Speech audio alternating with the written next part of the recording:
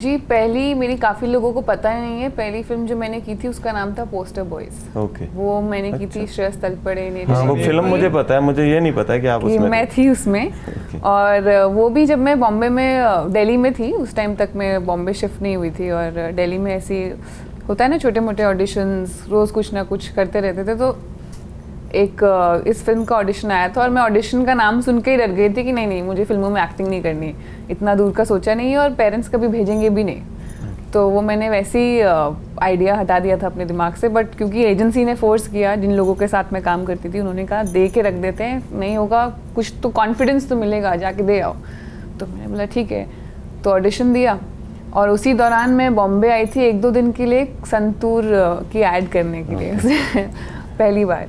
तो तब casting director जो थे पोस्टर बॉयज़ के, उनको पता चला कहीं से कि मैं बॉम्बे में हूँ। तो उन्होंने कॉल किया और बोला आपका ऑडिशन ठीक नहीं था, लाइटिंग वाइटिंग कुछ परफेक्ट नहीं थी, आप एक बार ऑफिस आके दे दो। और मैं सोची तो पीछे ही पड़ गया यार, मतलब नहीं करना।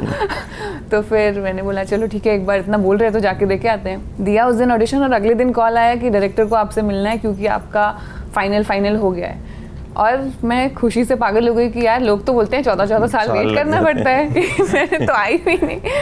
फिर जब मैंने अपने पेरेंट्स को बताया कि ऐसा कुछ हुआ है, तो पहले तो वो घबरा ही गए क्योंकि फैमिली में से कोई भी दूर तक बॉम्बे में नहीं था और उनको पता था कि फिल्म करना मतलब मुझे बॉम्बे शिफ्ट होना पड़ेगा।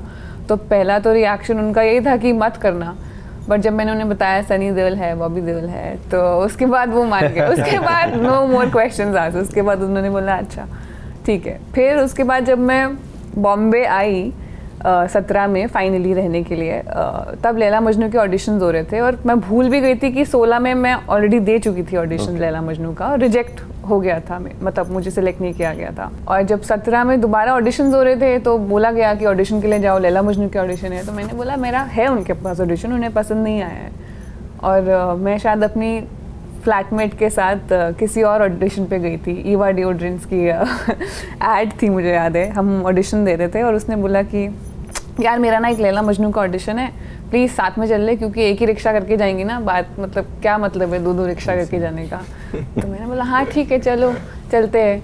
और मैं वेट कर रही थी उसका बाहर बैठ के और वो ऑडिशन दे रही थी। तो कास्टिंग डायरेक्टर आए, उन्होंने बोला आप भी अपनी लाइंस कर लो। तो मैंने बोला मैं नहीं दे रही ऑडिशन। इसलिए क्यों नहीं दे रहे हो, आप तो कश्मीरी लगते हो, आप पहाड़ी हो। मैंने बोला हाँ जी मैं पहाड़ी हूँ, बट दे दो। मैंने बोला आपके पास है मेरा ऑडिशन? तो कहते नहीं वो हम दोबारा से कर रहे हैं, तो आप एक और बार ट्राई करो। तो मैंने बोला मैं तो ना सूट है मेरे पास, ना कुछ है, ना लाइन्स याद है। उन्होंने बोला आपको जितना टाइम चाहिए आप लो। उस दिन ऑडिशन हुआ और अगले दिन फिर साजिद अली जो उन्होंने डायरेक्ट की थी वो फिल्म, उनका फ़ोन आया। फिर 4-5 राउंड्स और हुए ऑडिशन के, तब जाके लैला मजनू जैसी फिल्म मुझे मिली। और उसके बाद तो फिर there was no looking back. But उस वक्त तब भी मैं एक्टिंग को सीरियसली नहीं लेती थी क्योंकि मुझे आती नहीं थी ज़्यादा, बहुत मेहनत लगती थी। मुझे याद है जब साजिद सर और अविनाश जो एक्टर हैं उस फिल्म में, वो लोग बैठ के जब वर्कशॉप्स करते थे और बातें करते थे, सब ऊपर से जाता था कि वर्कशॉप, कैरेक्टर बिल्डिंग, ये सब क्या होता है। और मैं सोचती थी मैं कहाँ फंस गई यार, मतलब अच्छा खासा मॉडलिंग कर रही थी। तो फिर उसके बाद जब आधे स्केड हो गया और काफ़ी परेशानियाँ आई मुझे शूट करते हुए, क्योंकि वो टर्म्स ही समझ नहीं आती थी ना सेट की। डीओपी का मतलब भी नहीं पता था कि डीओपी क्या होता था, इतना बुरा हाल था। फिर अविनाश ने ही मुझे रेकमेंड किया था कि मैं एक एक्टिंग कोर्स ज्वाइन करूँ टू सी कि अगर मेरे लिए ये सही लाइन है या नहीं है। उसने बोला कि मैंने आपको स्ट्रगल करते हुए देखा है, तो एक बार आप देख लो। बस जब फर्स्ट स्केड फिर ओवर हुआ और मैं वापस आई बॉम्बे, तो मैंने वो एक्टिंग वर्कशॉप की और उसके बाद तो फिर प्यार हो गया एक्टिंग से और इस लाइन